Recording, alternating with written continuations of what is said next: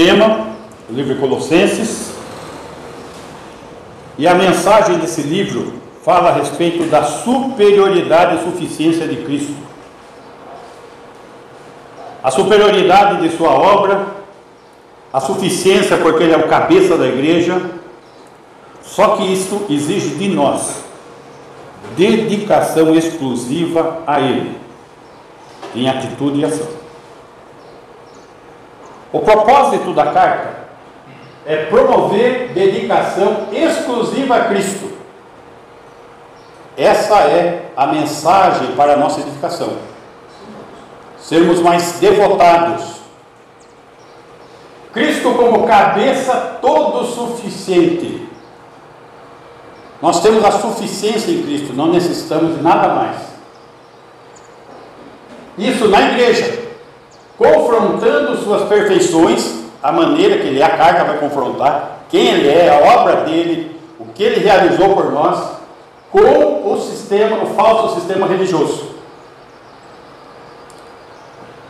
Então, nós começamos a ver 4 componentes da heresia colossense. Vimos, na semana passada, o primeiro componente, filosofismo.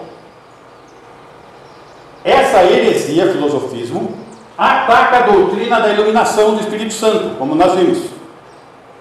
Hoje nós vamos ver o segundo componente, o legalismo judaico, que ataca a doutrina da reconciliação com Cristo. Muito bem. Para isso, nós vamos precisar compreender vários aspectos para ter a visão do que Paulo queria nos comunicar. Colossenses capítulo 2, versículo 8. Cuidado que ninguém vos venha enredar com sua filosofia e vãs sutilezas, que foi o tema passado. Conforme a tradição de homens, aqui nós já estamos falando de legalismo judaico, conforme os rudimentos do mundo e não segundo Cristo. Versículo 11. Nele também fostes circuncidados, não por intermédio de mãos, mas no despojamento do corpo da carne, que é a circuncisão de Cristo. Lógico que aqui ele está falando sobre novo nascimento, a circuncisão do coração, não da carne. Tá? 16. Ninguém, pois, vos julgue por causa de comida e bebida. Vamos lembrar que dentro do judaísmo tem toda uma regra alimentar que eles colocam como exigência para os novos convertidos. E nós vamos ver que as coisas não é dessa maneira. O dia de festa. Tem todas aquelas festividades judaicas, eles queriam que as festividades continuassem na igreja. Ou lua nova, ou sábados, guarda de sábado, guarda de lua. Tinha toda uma devoção dentro do legalismo judaico. Ok? Vamos agora começar a trabalhar esse aspecto. Esse ensinamento de Paulo, ele está buscando fazer um apelo para a população judaica na Frígia. Vamos lembrar que nós estamos na Frígia, tá? Aonde ele quer falar a respeito do rompimento total com a lei, conforme foi proposto por Paulo. Lembra que nós estudamos 1 Coríntios, Atos, aliás, capítulo 15, o Concílio de Jerusalém? O que do judaísmo fica para o cristianismo? Então, o que ficou? Não comer sangue, não comer carne sacrificada a ídolos e se abster de relações sexuais ilícitas. Essas são as 3 ordens que permaneceram da lei judaica para o cristianismo. Mas aqui, o que Paulo está propondo é diferente da questão do farisaísmo judaico, quando estava lá no começo, aquelas brigas, como nós estudamos lá no livro de Gálatas.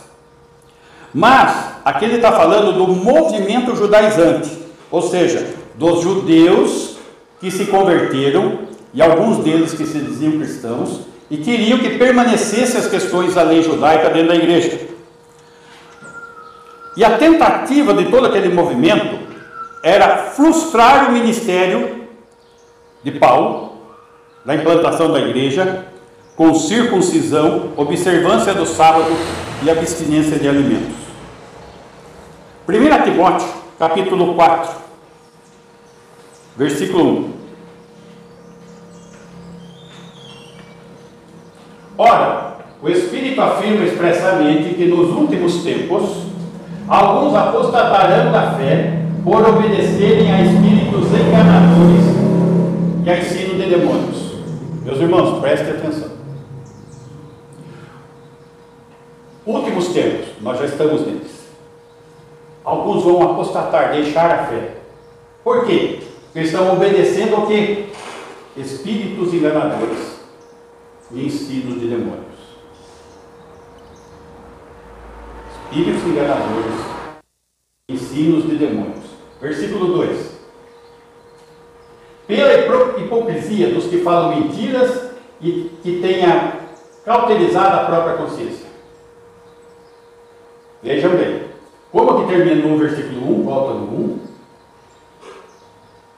Obedecer espíritos enganadores e ensinos de demônios. 2. Pela hipocrisia dos que falam mentiras. Opa! Como que esses espíritos enganadores, doutrinas de demônios, estão entrando na igreja? Através da boca de pessoas que falam mentiras e têm cauterizado a própria consciência. Versículo 3. Que proíbem o casamento.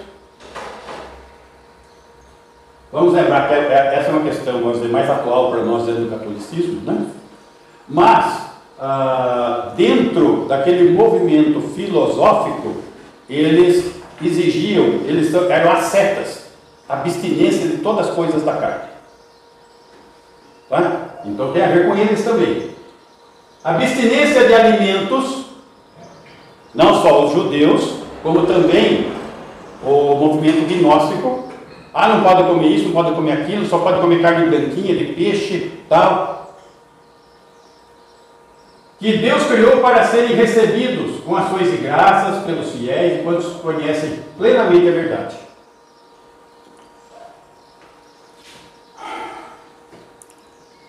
Essa é a realidade crescente. Essa realidade crescente é profetizada pelo Espírito Santo no texto que nós lemos agora, para os últimos dias. Então, é uma profecia que está se cumprindo. E esses demônios usam a hipocrisia dos que falam mentiras. Pessoas. Muito bem. A maneira reprovável de Israel, note, Israel, eles rejeitaram o Messias e está tendo uma atitude reprovável. Por quê? Porque eles ainda buscam se justificar pelas obras da lei e não pela fé. Esse é o ponto. Esse é o ponto que tem a ver com reconciliação. Eles querem se justificar pelas obras da lei e não pela fé. Por isso a persistência de manter a lei, como nós vemos hoje no Adventismo. Romanos, capítulo 10, versículo 4.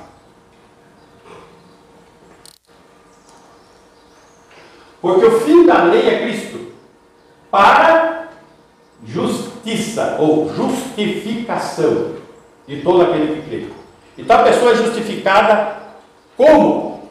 Pela fé e não pela lei. É isso que estava vendo o embate com os judaizantes, porque eles queriam buscar a salvação pelo mérito, ao passo que Cristo oferecendo justificação baseada em não. Romanos capítulo 3, versículo 19.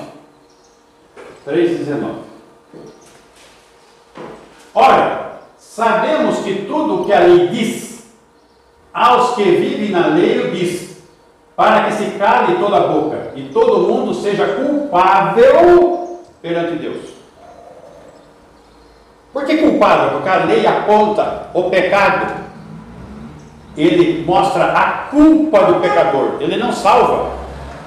Ele dá o diagnóstico da doença, da enfermidade, mas não dá o remédio. 20. Visto que ninguém será justificado diante dele por obras da lei. Ninguém vai ser justificado por obras da lei. Em razão de que pela lei vem o pleno conhecimento do pecado. É isso que os judeus não estavam compreendendo, o movimento farisaico não compreendeu, agora o movimento judaizante dentro da igreja não está compreendendo. Vamos seguir mais um pouco para compreender tudo o que estava vendo. Isso harmoniza com a palavra dos profetas do Antigo Testamento. Isaías 52, 7. Isaías 52, verso 7. Que formosos são sobre os montes os pés do que anuncia as boas novas, que faz ouvir a paz, que anuncia coisas boas, que faz ouvir a salvação, que diz a Sião, o teu Deus reina. Jesus é Deus? Ele é o rei de Israel? Está profetizado, Isaías, 700 anos antes de Jesus. E está profetizando o quê? O anúncio das boas novas. Quais são as boas novas? O Evangelho da salvação em Cristo.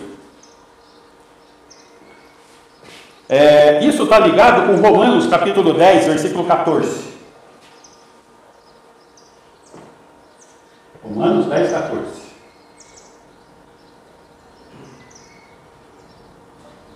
Como, porém, invocarão aquele em quem não creram? Eles não creram em Jesus. E como crerão naquele de quem nada ouviram? E como ouviram? É necessário o quê? A proclamação. 15. E como pregarão, se não forem enviados? Como está escrito: quão formosos são os pés dos que anunciam coisas boas. Está isso. A palavra profética está apontando e eles não estão enxergando.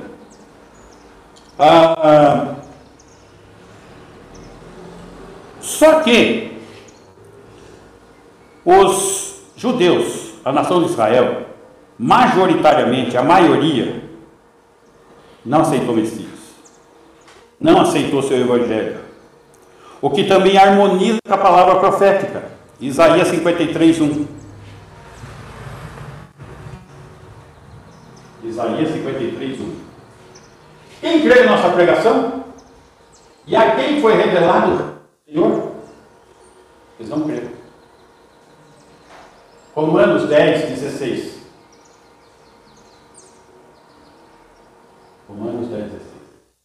Mas nem todos obedeceram. Pois Isaías disse: Senhor, quem acreditou na nossa pregação? Estava profetizando. E Paulo aos Romanos está dando um lembrete para os judeus que estavam ainda presos à lei. Mas os judeus, como nação, se perderam? Sim. Como indivíduos? Não, porque sempre existe um remanescente. Romanos 11, versículo 5. Assim, pois, também agora, no tempo de hoje, são da graça. Então, no tempo de Paulo, quem são os primeiros cristãos? Judeus. O próprio Paulo é judeu. Ele é um testemunho de remanescente, um nascido fora de tempo. Versículo 6.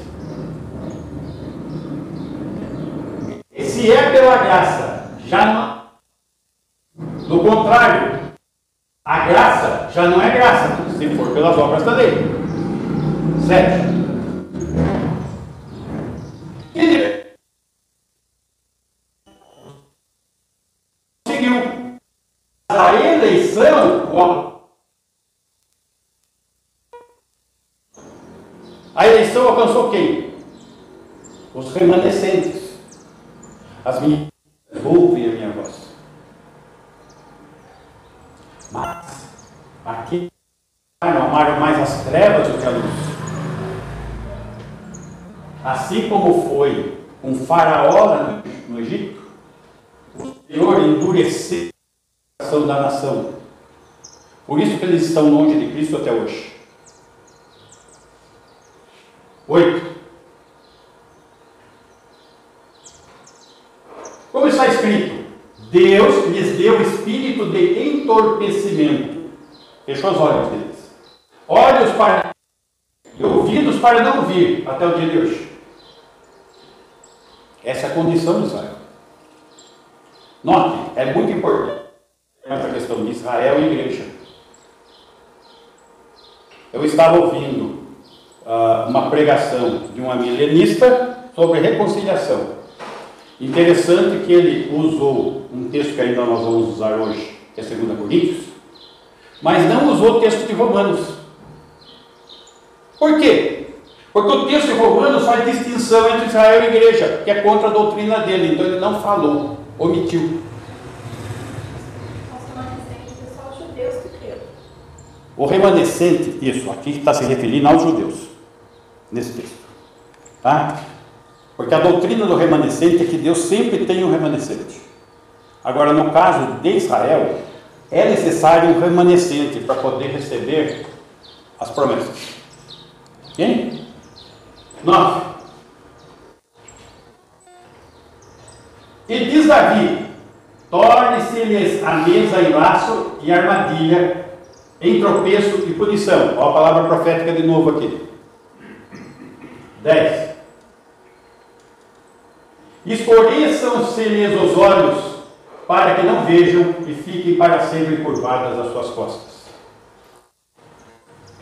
Então, essa é a situação da nação de Israel.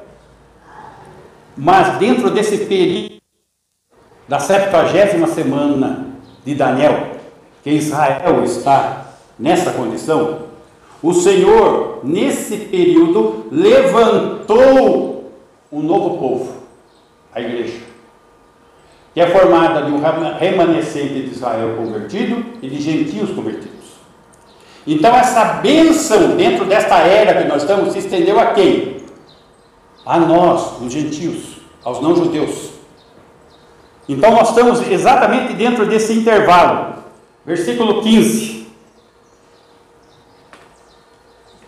Porque se o fato de terem sido eles rejeitados, Israel, trouxe reconciliação ao mundo, aos gentios, que será o seu restabelecimento na segunda vinda para Israel, se não vida dentre os mortos? Ou seja, se na infidelidade de Israel nós fomos abençoados com a reconciliação, que é a doutrina que está sendo atacada aqui, tá? Quanto mais será a bênção se houver fidelidade? Se na infidelidade, isso será maior ainda. Muito bem. O fato é que a justificação nos traz a nós uma vida de vitória em função da reconciliação. A reconciliação é também traduzida como transformação. Como transformação? Aonde Deus transformou os inimigos dele em membros da sua família.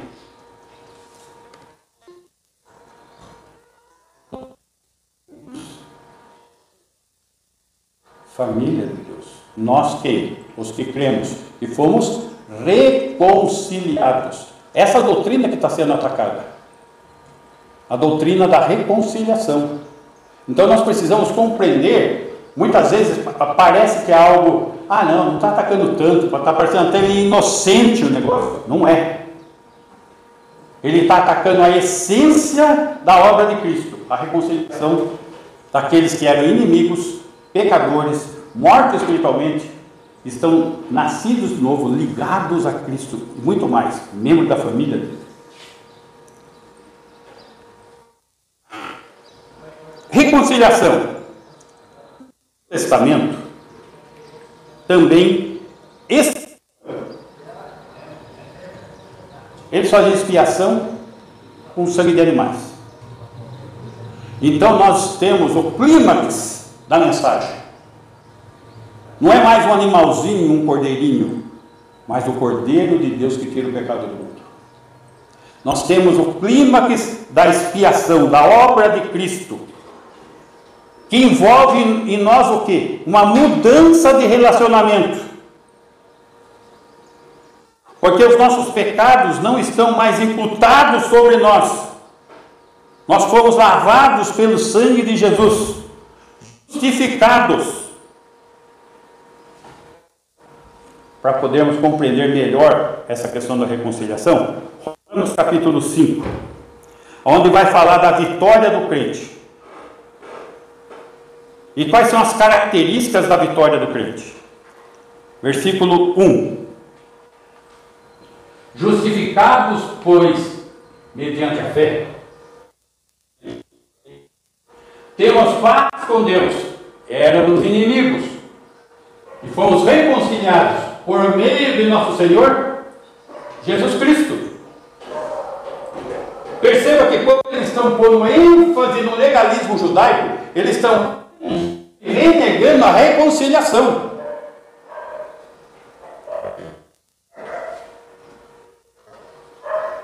Por intermédio de quem obtivemos igualmente acesso, Jesus, pela fé, não obras, a esta graça na qual estamos firmes, temos abrir mão disso, e gloriamo-nos na esperança da glória de Deus. Ele nos deu o quê? Vida eterna. A nossa esperança é uma esperança viva e eterna. Então, por reconciliação, isso traz o quê? Uma exultante segurança na nossa fé, da glorificação, ou seja, da vida eterna, resultante do que? Da justificação. Versículo 3. Característica da vitória. E não somente isso, mas também nos gloriamos nas próprias tribulações. As tribulações desta vida, pela fé. Existe essa segurança para o crente. Porque a tribulação produz o quê? Perseverança. 4.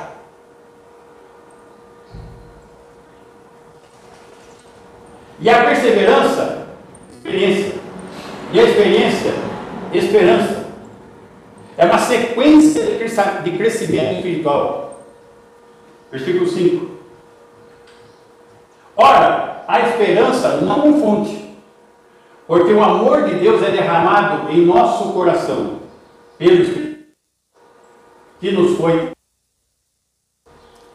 Então aqui nós vemos que a vida de vitória do crente é caracterizada pela superação nas tribulações da vida, por meio do ministério de amor do Espírito Santo. Mais um aspecto da vitória do crente é caracterizada pela segurança do amor de Deus, a provisão definitiva, de uma vez por todas, da sua reconciliação. Versículo 6. Porque Cristo, quando nós ainda éramos fracos, morreu a seu tempo pelos ímpios. Éramos a nós assim antes de Cristo, instituídos de fé. 7. Dificilmente alguém morreria por um justo, pois poderá ser que pelo bom alguém se anime a morrer. 8. Mas Deus prova o seu próprio amor para conosco, pelo fato de ter Cristo morrido por nós, sendo nós ainda pecadores, inimigos. Ele quebrou a parede de separação, nos colocou, nos reconciliou com Ele. 9.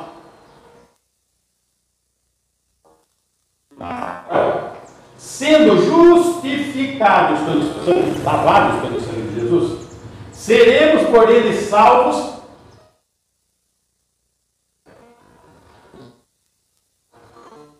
Creio que o Senhor não entra em juízo, mas passou da morte para a vida. 10. Porque se nós, quando inimigos, fomos reconciliados com Deus mediante a morte do seu Filho, muito mais, estando já reconciliados, a doutrina aqui, seremos salvos pela sua vida. 11. E não apenas isto, mas também nos gloriamos em Deus por nosso Senhor Jesus Cristo, por intermédio de quem recebemos agora a reconciliação. A doutrina que está sendo dada pelo legalismo judaico é a reconciliação. É o clímax da obra de Cristo, é a essência. E não se pode negar isso. Então, quando se fala algo por meio de obras, de lei, algo meritório, por mérito, isso não é isso que o Senhor está nos oferecendo. Ele está oferecendo uma reconciliação, mediante a justificação pelo seu sangue, com graça e misericórdia derramadas, não por mérito algum, sem mérito. Muito bem. 2 Coríntios capítulo 5, nós vemos esse clímax. E esse clímax tem a ver com o nosso ministério como crentes, o ministério cristão.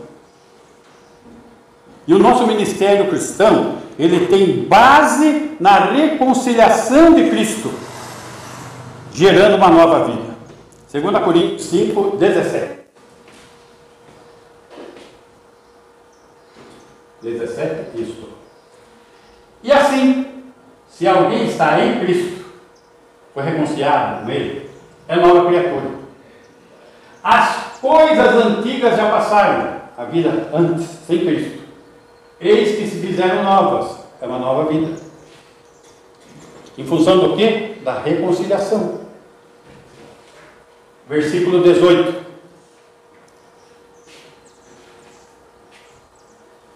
O versículo 18 e 19 vai falar a respeito de um ministério que vale a pena ser vivido. Que vida vale a pena ser vivida aqui neste mundo?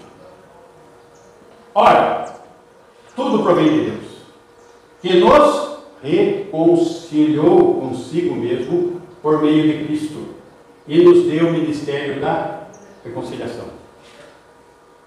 Qual é o meu e o seu ministério? Reconciliação. Reconciliar quem? Os inimigos da cruz de Cristo com Cristo. O Evangelho.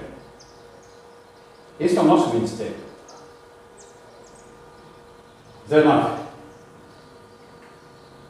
A saber que Deus estava em Cristo reconciliando consigo o mundo, não imputando aos homens as suas transgressões. O salário do pecado é morte. Se ele imputar isso sobre nós, todos nós seremos condenados. E nos confiou a reconciliação. É isso que está na minha mão, na sua mão, estava na mão de Paulo, na igreja de Colossos, na igreja de Corinto, sobre todo o cristianismo. o ministério da reconciliação.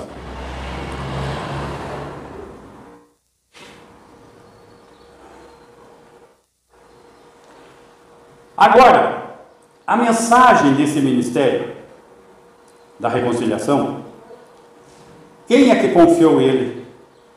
E quem que é o autor dele? Versículo 20. Que somos embaixadores em nome de Cristo. O que é uma embaixada? No caso, uma embaixada representa um outro país. Celeste. Nós não somos. Então nós somos o quê? Embaixador. Como se Deus exortasse por nosso intermédio. Nós somos os profetas, os porta-vozes. Em nome de Cristo. Pois rogamos que vos reconcilieis com Deus. Qual a mensagem? Reconcilieis com Deus. Versículo 21, encerrando. Aquele que não fez pecado, ele o fez pecado por nós, para que nele fôssemos feitos justos. Nós. O ministério da reconciliação nos foi confiada pelo próprio Deus, que é o próprio autor da reconciliação. E nós somos o quê? Reconciliados. E a nossa mensagem é de reconciliação para aqueles que ainda se encontram na inimizade com Deus. O legalismo judaico estava atacando essa essência, colocando a fé sobre obras, sobre esforço humano. Mas o Senhor, Ele quer de nós uma fé na pessoa dele, que possamos utilizar a mensagem que está na palavra dele, que é a espada do Espírito, dirigidos pelo próprio Espírito que ele nos concedeu. Então ele nos deu a salvação através da sua mensagem do Evangelho, para que nós sejamos mensageiros desse Evangelho da reconciliação, porque somos reconciliados. Essa é a essência no segundo ponto, tá? 4 componentes da heresia colossense. O primeiro foi o filosofismo. Hoje nós vimos o legalismo judaico. E a doutrina que foi atacada aqui foi a doutrina da reconciliação. Então, quando nós vemos todos esses movimentos cristãos baseados em obras da lei, são movimentos heréticos, porque estão renegando a reconciliação de Cristo, onde não há mérito nenhum para ninguém. Amém? Amém. Ok. Vamos ficar em pé? Vamos estar agora.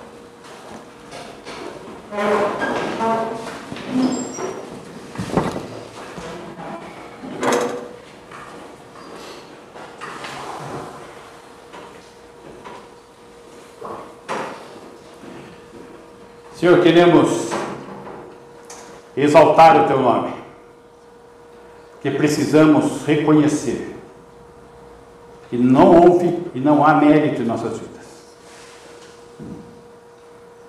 Precisamos reconhecer que toda dádiva, todo dom perfeito provém de Ti. O dom da vida vem de Ti. O estarmos em Cristo vem de Ti. O sermos membros da Sua família vem de Ti. O sermos embaixadores, a própria mensagem vem de Ti. E é para Ti, Senhor. Ajuda-nos, Senhor, a sermos instrumentos vivos em Tuas mãos, lavados pelo sangue de Cristo. Uma vida dirigida pelo Santo Espírito. que possamos viver para o seu inteiro agrado, na dependência de Ti, na força que vem do alto, para a glória de Ti, o Senhor, Altíssimo Deus de nossas vidas. Gratos, oramos no nome de Jesus, o Senhor. Amém. E que o amor de Deus, o Pai, manifesto na pessoa de Jesus Cristo, o Deus Filho, que tem derramado superabundante graça a cada dia sobre as nossas vidas, e tem se feito presente em nós, na pessoa de Deus e Espírito Santo, nos ensinando, nos consolando e nos guardando até o dia do nosso encontro. Que assim seja com a igreja, hoje e sempre. Amém. Irmãos, obrigado. Acho que não é nenhum, né? Tudo tranquilo? Tá ok. Terça-feira.